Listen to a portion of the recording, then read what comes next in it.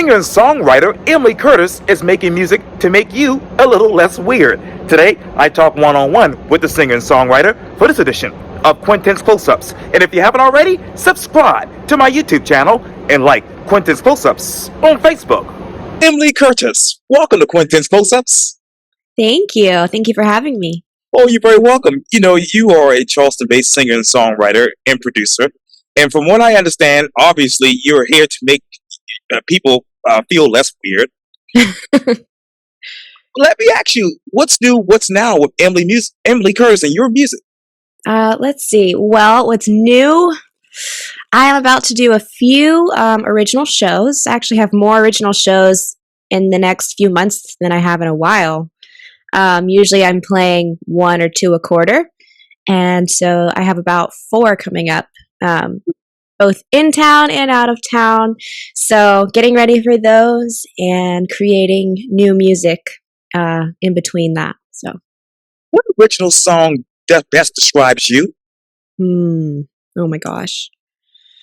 Of my own? I don't know. I feel like probably Sandcastles. Most likely, just because of the way it how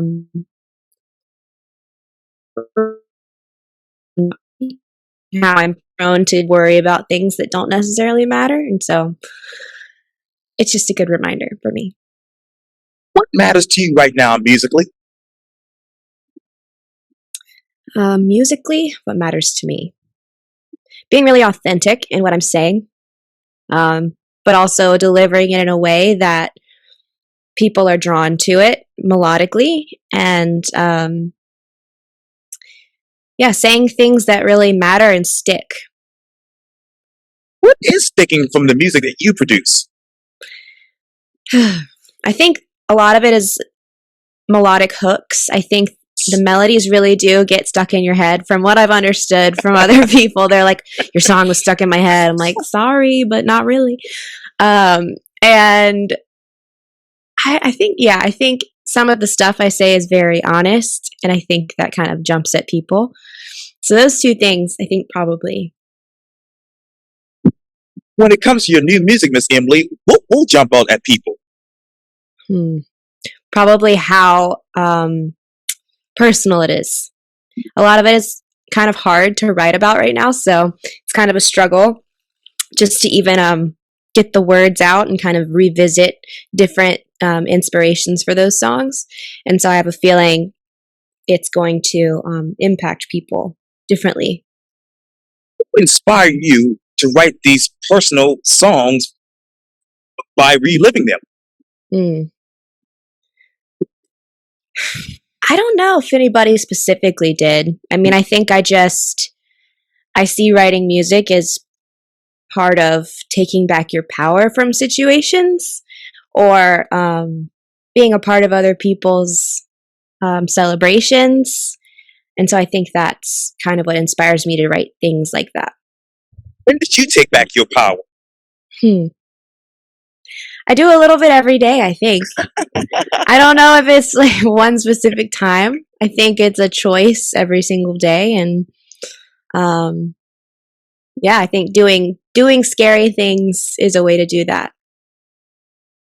What scary things or do you hope to do with this new music? Scary. I mean, writing about things that I've never written about.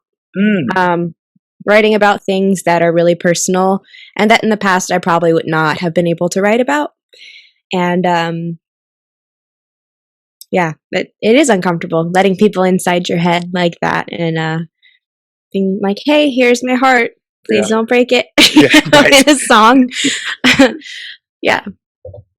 What gave you the courage to write these uncomfortable personal things in a song? I think other people's reactions to things that I've shared in the past and how they've expressed that it may have helped them and how it's actually been very important to them.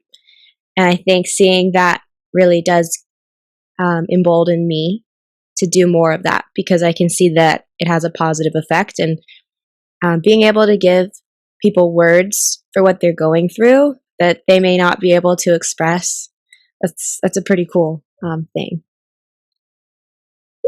Your audience, Miss Emily. My audience. Well, like you said earlier, I'm trying to make people feel less weird. Yes. So these are people that probably feel like they're just the every person. And each one of us has an internal dialogue of things and weird comments that we say in our heads that we're like, wow, I'm so weird. Nobody else is thinking that. And my job is to tell them, no, that's not true. that a lot of the crazy things that you think in your head are what we're all thinking. And my job is to say them out loud.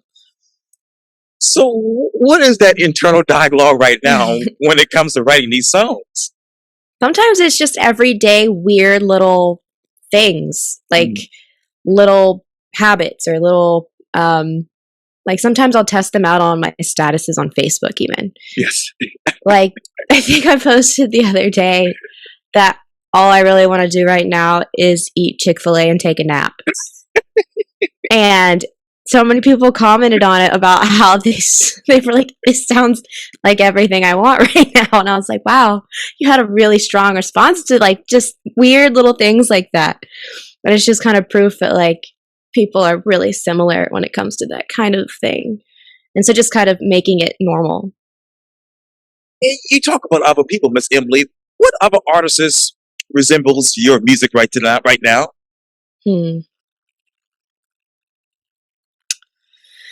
I'm trying to think. I feel like maybe a little bit of a combination across some genres. So, in the more mainstream vein, probably Adele. She's kind of intense.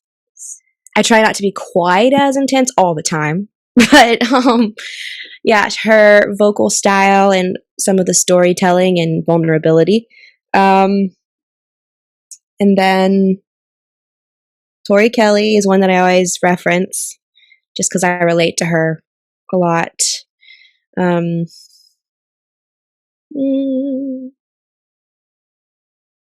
don't know. I think they all just run together in my head. It's hard to think of just one or two. Two.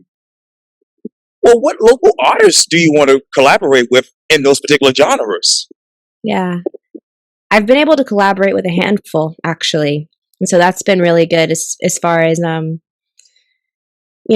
creating community is a big thing for me. So especially in Charleston amongst specifically women, because a lot of the times we don't know each other. And so putting each other in spaces where we can actually meet each other is kind of where it starts. And so being able to create community and then from there have authentic songwriting process come from that. So I have a organization that I started with a couple other ladies in the music scene. And so I've been able to work with them and people that are joining in on that. So what is the typical songwriting process for you? And how do you hope to change that in the next 5 to 10 years?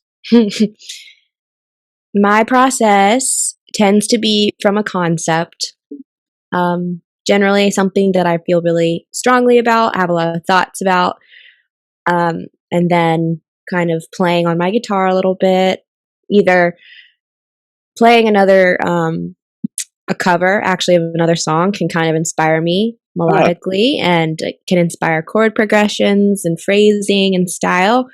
And then kind of marrying the two and seeing what comes out of it. Sometimes it's a totally different process, but generally speaking, for me, that has been my process in the past. Wow. But yeah, I hope to do more writing with tracks as far as producing my own tracks and then being able to write over those. Freeing up my hands a little bit because sometimes having a guitar in my hand makes me think differently. And so it'd be cool to be able to put that down a little bit more whenever I'm writing solo. So, musically, what else do you want to put down in order to improve that process?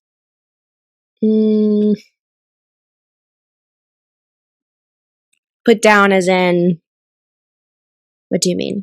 Yeah, you want. I know you want to put down the guitar a little bit Yeah. more to improve that process. What else do you want to put down to actually get you to that next level in the process? Probably, um, I think most songwriters will tell you that there's a resistance, Mm. a mental resistance. And so I think learning how to work with myself and not against myself is really where I am right now. And when did that come about? Actually, pretty recently. I feel like I talk a lot about mental health stuff. And so I talk a lot about how depression and anxiety has been part of my world. And so learning how to incorporate that rather than treat it as something that's going to hold me back.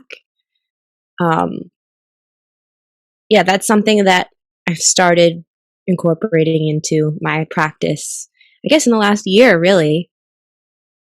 Yeah. So, what's keeping you right now, Miss Emily, from not? What else is not holding you back right now, musically? Um, maybe a lack of, I guess, a roadmap. I wish there was more of a roadmap because in most career fields, you've got a roadmap of this is what I want to do, and this is this is the school that I go to, this is the job path, and with Right, as a different path, right. which is both beautiful and frustrating because you can only take so much advice, Yes. and the rest is going to be unique to you. So I wish there was a little bit more of like a blueprint to follow. The way that technology has changed everything in the music industry too. It's constantly like relearning how to create the wheel, it feels like. And what have you had to been able to? What else have you been able to relearn so far because of technology from a musical standpoint? Yeah, I mean, the pandemic taught us how to do everything remotely in every field, right? So I had to learn how to record my own vocals out of Wow. necessity, rather than just like, oh, this sounds like something cool that I want to do. I had to Yes. during that time period. And so that's, in itself been a cool avenue to explore myself. And it's freed me up a little bit so you don't have to depend as much on other people and their schedules and everything. But yeah, I think obviously when I first started, I had a big box of CDs that I ordered. And now those CDs, I mean, they're kind of cool to have, but they're just another expense, really. I mean, people aren't really buying them for the sake of listening right now. They're more becoming more of like a vintage thing, which is really weird. Yes. But that all happened within like a 5-year span. Yeah. And so it's figuring out how to monetize too. What is the state of music today? Anybody can jump in, essentially. There's no barrier to entry, which creates its own problems. There's a lot of noise. And so consumers, aren't able to appreciate music the way they used to. You used to go out and buy a CD from somebody and you would listen to every song and you wouldn't just like skip because you knew that those 10 or 11 songs were going to be what you got from that artist for a while. You didn't know how long. And now you have that skip button and attention spans are getting shorter, which I think is sad for everybody. So sometimes I think it's really smart as an artist and just as a consumer to sit and listen to an album all the way through from start to finish and just sit there and enjoy it the way it was intended to. I think it was actually Adele that got into a discussion with Spotify to have them erase the feature that would shuffle an album so that you had to listen to it in order of what the artist originally wanted you to listen to. So I thought that was kind of cool. Wow. And, I'm pulling up the app right now, and everybody probably doesn't know, but I am a complete 90s R&B fan. But if I were to look on your Spotify playlist right now, what would be on your playlist? It's a lot of different things. I'm all over the place. I actually have I have a playlist on my Spotify that's on my like featured um picks as an artist, and it's called my current life vibe. It's like 50 to 60 songs of whatever I'm just listening to and cycling through, and it changes. But it's stuff. I mean, everything from Christian contemporary that I grew up listening to um, 90s R&B to country pop to singer-songwriter, oldies, Dan Fogelberg. I mean, random off the wall stuff. So it's a surprise. I suggest people go check that out. Yes, absolutely. And speaking of those genres, Miss Emily, what other genre do you want to dabble in musically next? I think I really enjoy some of like the classic rock, soulful classic rock sounds. Like right now, I really enjoy listening to the vocals on Lake Street Dive. It's got this vintage sound, but it's also very, it's today. Yes. So there's a lot of power and personality in it, and people just really enjoy listening to that in a live setting. And it's fun to sing in a live setting. Whenever I do like wedding gigs or band gigs, Oh, yes. I end up being the one that sings like the classic rock songs, like "Use Your Love" and "Living on a Prayer" and all those ones, and they're so fun to sing, and I enjoy that. So I think it would be cool to come out with some soulful, like classic rock. Wow. Yeah, it's going to happen. And this is a redundant question, but who is Emily Curtis in a live music setting? Yeah, so I always try to amplify who I am. I don't ever want to be anything I'm not, but it just ends up being, when you're on stage, everything's just bigger. Everything's more dramatic. Everything, like even like the way you dress, everything's just you amplified. And so it's being quirky and making the audience feel comfortable and really disarming people. Because right now, like I'm an unknown artist primarily. And so when I come out on stage, generally I'm opening for another artist or something like that. And my job is to disarm them so that they feel like they can trust me. And so I need to be their friend. Yes. And so I think I'm their just quirky, fun friend who is there to talk to them and kind of have a dialogue. Absolutely. Absolutely. What should be the dialogue next when it comes to music? Well, hopefully it's more of like okay, we've met before. Now we're going to keep on being friends and like growing that dynamic between artist to audience as like it's a friendship. Yes, absolutely. Absolutely. Well, I know you have to run, but singer and songwriter Emily Curtis, thank you so much for your time. And again, welcome to Quintin's Close-Ups. Thank you for having me. Oh, you're very welcome.